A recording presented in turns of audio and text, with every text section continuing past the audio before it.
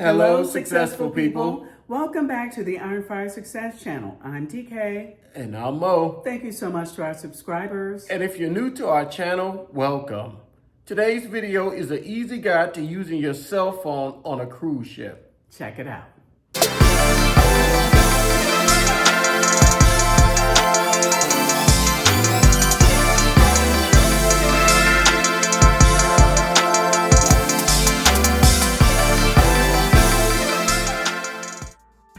Welcome to my easy guide on how to use your phone on a cruise ship.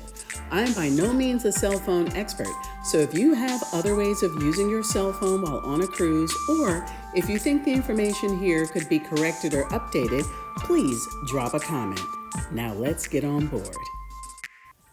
Cruising is a great and popular way to travel to alluring destinations while enjoying the convenience of a floating hotel, dining, and entertainment venue. However, spending time at sea and arriving at varying countries and cities each day does present unique challenges for travelers like me who cannot completely unplug from technology.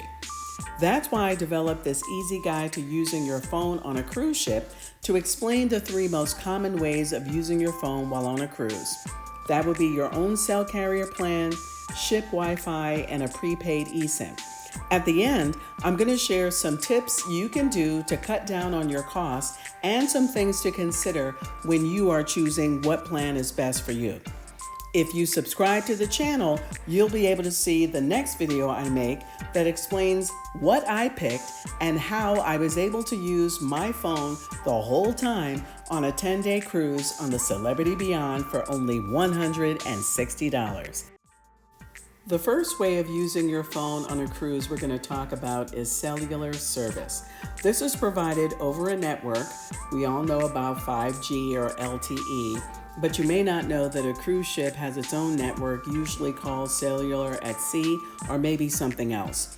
The cell service is provided by a service provider or carrier, and here that would be, AT&T, T-Mobile, Verizon, or if you're on the cruise ship, it's the cruise ship. Flow and Digicel are some popular providers in the Caribbean. After leaving the cruise port, the ship will turn on its network Cellular at sea when the ship is approximately 12 nautical miles out to sea from land. The Cellular at sea network will stay on the entire time the ship is at sea. Then, when the cruise ship is about 12 nautical miles from reaching land again, it'll turn its network off. When you go on a cruise, if your phone is on, when you travel from land out to sea on the ship, the entire time the ship is out at sea, and then back to land, your phone will connect to the nearest available cellular network. So if you look at your phone and what it's connecting to, you may see something like Flow or Digicel if you've arrived at an island destination. Sometimes your phone may connect to a nearby network even if the cruise ship did not stop at that particular place. When your phone is randomly connecting to these different networks, this is how you incur expensive roaming charges that appear in your phone bill when you get home from your trip. Some cellular service providers, such as AT&T and Verizon, may offer various cruise plans and international land use plans, so you can use your phone on the ship and on land without incurring expensive roaming charges. Number 2, let's talk about Wi-Fi service to use your phone on a cruise ship.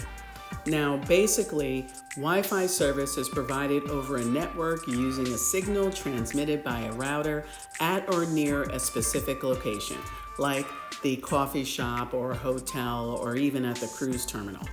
You may need a password to join a Wi-Fi network, but it's a free network. You won't need a password, but you still need to be in proximity of wherever that router is so that you can receive the signal. With Wi-Fi, if you leave the location and you're too far from the router, you're going to lose the signal. So you're going to need to identify another Wi-Fi network at your new location and then join that network to continue to use Wi-Fi service to use your phone. This is where Wi-Fi service on a cruise ship comes into play, because once you get onto the ship and the ship has its Wi-Fi turned on, you do have the ability to connect to the cruise ship Wi-Fi. Now, most cruise ships do have Wi-Fi, which can be powered by satellite technology, like Starlink, for example. Cruise ships do charge a fee, usually a daily fee, to connect to their cruise ship Wi-Fi. There are cruise ships that offer limited connectivity just to check the app for the cruise line, and maybe some have messaging capabilities that you can do for free. Otherwise, you do have to pay a daily fee to connect to the ship Wi-Fi service. Ship Wi-Fi only works when you are on the cruise ship. Once you get off that ship and you're on land, you're going to need to find another Wi-Fi network to connect to, or if you have an international phone plan from your cell provider, you can use that. Ask if the ship Wi-Fi works if your cruise ship stops at a cruise-owned port, for example, Royal Caribbean's Coco Cay. Ask if the Wi-Fi works there in advance of paying for it for your cruise. The last way we're going to talk about how you can use your phone on a cruise ship is eSIM service. Now, your cell phone plan information is stored digitally on a small chip inside your cell phone. This is an eSIM. Back in the day, it was an actual SIM card that you could take in and out of your phone, but now it's digital. So this is how your cell provider tracks your cell phone usage, and you can manage your cell phone plan right from your phone because of that eSIM. Having an eSIM plan is a lot like having a prepaid cell phone plan. Essentially, you're buying a certain amount of data in advance before you leave for your cruise. You also are going to get issued a new eSIM. It's a long code. So what you do is you get into your phone settings, you type in the new eSIM, and you are going to switch to using that once you get on the cruise, so that this way you're using the data from your prepaid plan and you're not using up data from your normal cell phone carrier. Now, when your phone is on and you're connecting to these different cellular networks, you are going to be pulling from that eSIM data account and not incurring roaming charges on your usual plan. If you run out of data, you can pay for additional data through your account and add that on. However, these charges can add up depending on how you use your phone. This is why even if you have an eSIM plan or you're using your own cell phone plan, I would suggest leaving your phone in airplane mode until you get ready to use it. Here are some helpful things for you to think about so you know which plan is right for you. How much will you use your phone? Do you want to use it the same way you would if you were home or only occasionally? Is this something you're going to need on the ship, on land, or both? Are you going to be streaming video or just checking emails and sending texts? Lastly, how long will you be away? Some cell plans, including eSIM plans, may have a limit on the amount of days that particular plan is good for until you have to pay again for an extended use. Intermittent connectivity and slow download speed seem to be an issue for many people no matter what they pick. Also, consider your itinerary. How many days will you actually be on the ship to use ship Wi-Fi? And are you going to need connectivity on land excursions? Know your data usage habits. A lot of folks don't know how much data they're actually using doing day-to-day tasks because they haven't had an opportunity to care. Get to know your data usage habits and how much data certain things consume before you pick your plan. Here's a few tips to save money. Cut down on data usage by downloading videos and things onto your devices in advance.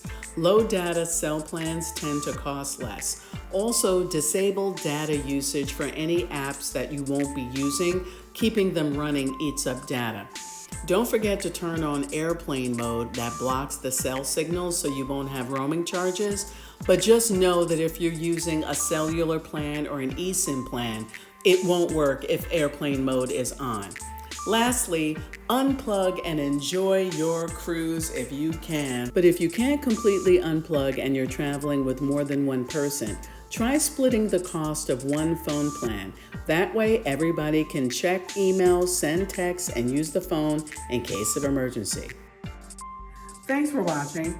Please subscribe to our channel to see the next video where I tell you how I used my cell phone for $160 while on a 10-day cruise on the Celebrity Beyond. And subscribe for more information about new home construction and model home tours in and around San Antonio.